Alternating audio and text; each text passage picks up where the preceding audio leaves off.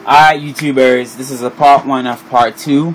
Show you my system, what it look like running. Okay. Alright, so my girl has the camera, so you know she's gonna hold it. But this is my system. This is my rig. I have a 2500K.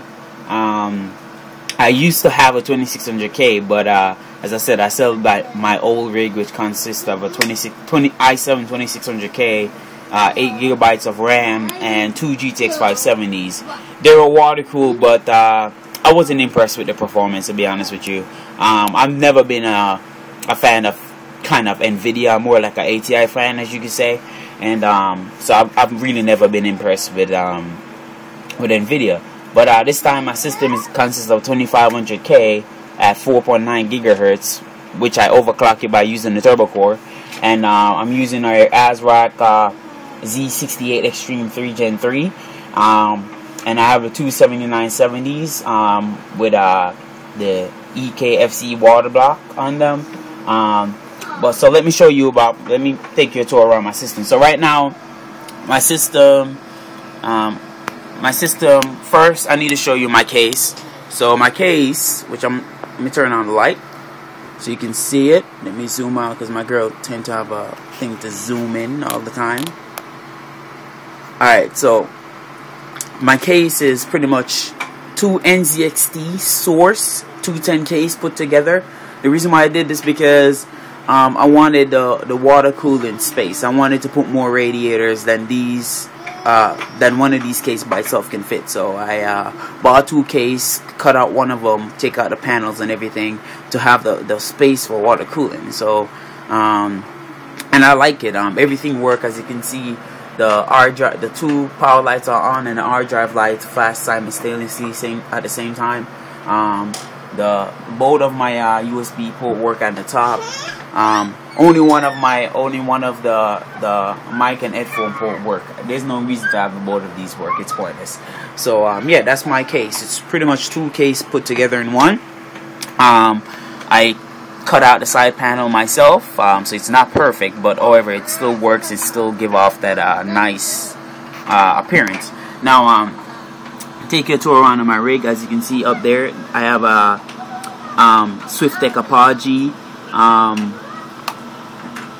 I have a Wintech Apogee Waterblock, HD Waterblock. I got a bits power. Sorry for the glare, guys. I got a bits power reservoir, and that's a 27970 with EK Waterblock. And so basically my system is let me turn off this light so you can see exactly what I'm talking about. I don't know if you can see it, but you can try. But there's a fittings right here. Let me turn back on the light because it's better.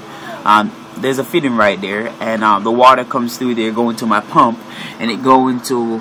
I have 2 of these XSPC RS 120 radiators. They're double wide radiators, and I have 2 of these. I have one back over the other side in the other case, and so my pump take water from the reservoir, goes into the first radiator like this one, and then it goes into the 240 radiators, which is located right here.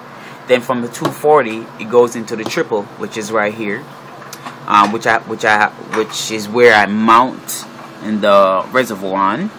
So from the triple it goes to my my CPU block, and from my CPU block it goes into this radiator.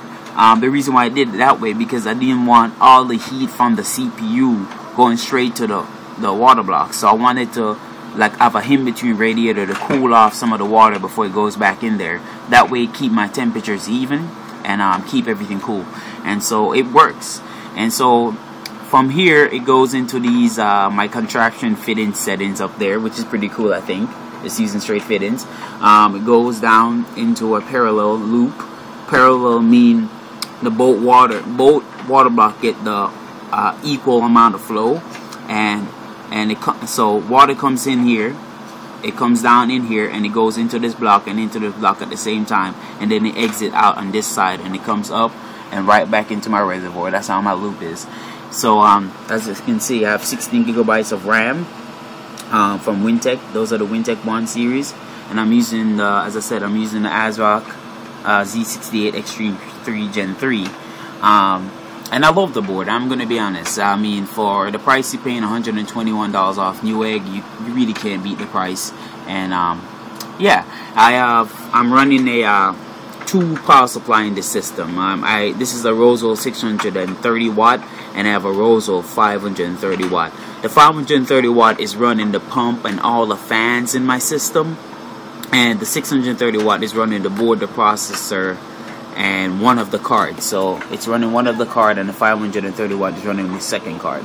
So I balance the power supply load, so that's why I'm able to overclock so high without worrying about, you know, I would say the 600 watt blowing up, because obviously a 630 watt can't manage 2 cards. So that's the benefit of having 2 cheap power supply. I wouldn't say they're necessarily cheap. They're 60 bucks. One is 40 bucks, one is 60 bucks. But the 630 watt has 50 amps on the rail, and the 530 watt have 40 amps on the rail. So that's enough amp to run everything and be able to overclock everything and still don't lose performance. So yeah. Alright, enough about the tour of the rig. Now to show you that right now my processor is at 4.9 gigahertz, I should say. Right now it's at 1600, but I'm trying to get my camera to focus here. There we go. Now it's focused. Now, as you can see, it's at 1600. But if I should click on my Battlefield thingy and try to start up Battlefield, you'll see it jump. It would jump. The server is full. Okay, let me just try a different server.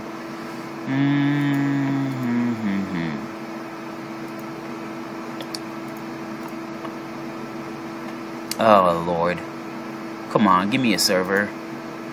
Alright, so as you can see, when it loads up, and by the way, my game kind of loads slightly faster than your average system, because I'm using the new Intel technology on the Z60, where you take a SSD and a hard drive and use the SSD. Intel SRT technology basically uses SSD as a cache for the hard drive, boosting the performance of your system. So loading time for me is pretty much cut in half. Usually if I have to wait about at least 50 seconds for a game to load up, it cut that in half. So I'm like waiting, like, you know, I would say 25 seconds. As you can see, my game is already loaded up already from the time I clicked it. So it works. It works. I have a Crucial 64. No, I have a Crucial M4 64 gigabyte SSD as my cache. So it's pretty fast. I mean, it's pretty fast. It's one of the fastest SSD out there anyway. So if you pair a fast SSD with a hard drive, you'll see above 50% performance, I should say. So let's get into Battlefield so you can see what my performance looks like. All right. So now, hold on. Before I show you that, you can see that my processor. My girl can zoom in a little close. You can see that my processor has 4.9 gigahertz. So there we go. And let me show you the temps real quick. What my temperature is. Show you my core temp. So right now my temps are about, you know, 46, 53, 44, and 52. That's just load up temps. That's not even just playing after a while. So I'll show you the temps playing after a while. For right now, you just need to know that info. Alright. As you can see, my cards are at 1 gigahertz. They're pretty much averaging the 90s. So they're pretty much at their maximum use. They don't stay there all the time. They don't stay there all the time, but they're pretty much in the 90s for the most part. Objective has been neutralized. I have them at 1 gigahertz, as you can see, overclocked, both of them. If I overclock them to 1.2 gigahertz, then the usage of the card won't be in the 90s anymore. For some reason, the more you overclock them, the usage of the card falls. I guess the processor is not powerful enough to drive them completely yet. So that's why ATI need to get their asses together to get the driver issue worked out so the card can be utilized well. And so yeah, so this is my Battlefield 3 gameplay. Pretty much show you, give an idea of how fast the cards are in SLI, and it's pretty fast.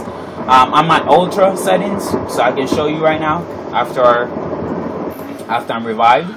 I'll show you that I'm at ultra. So option, video, as you can see, everything is on ultra. Everything is turned up, and and as you can see, still getting very high frames. I'm in the 90s, sometimes it goes up in 100, 125. But the minimum frames I've seen is 80. The minimum is 80 for me. As you can see, it's dropped down into 80 just now.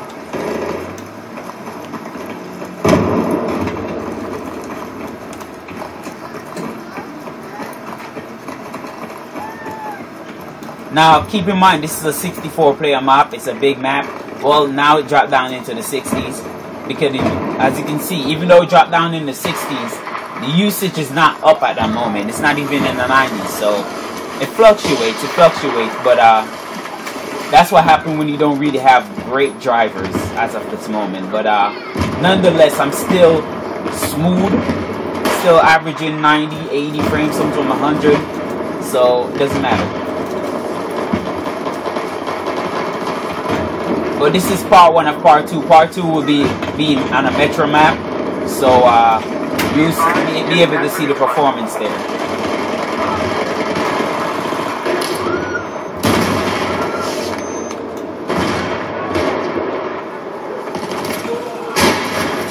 Here's your med kit.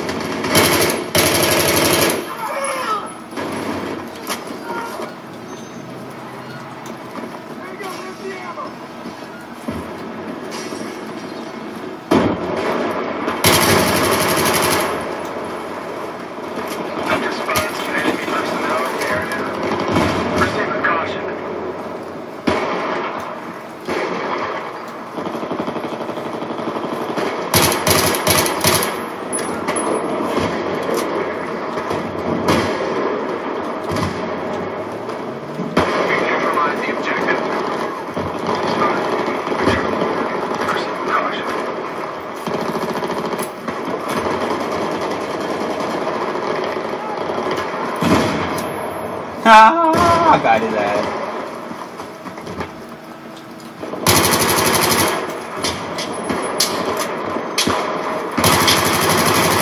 I already see it coming, buddy. Got your med kit.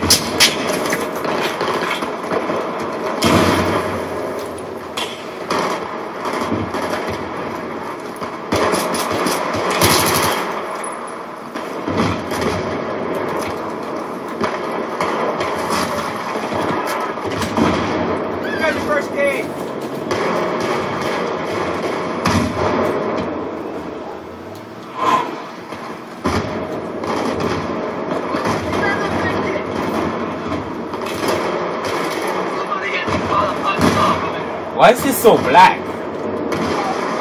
So weird.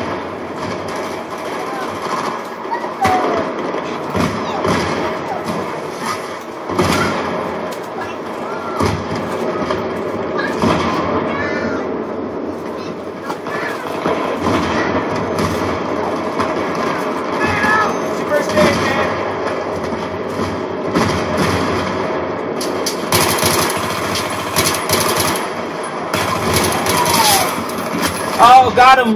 Got him. Got him. Yeah, baby.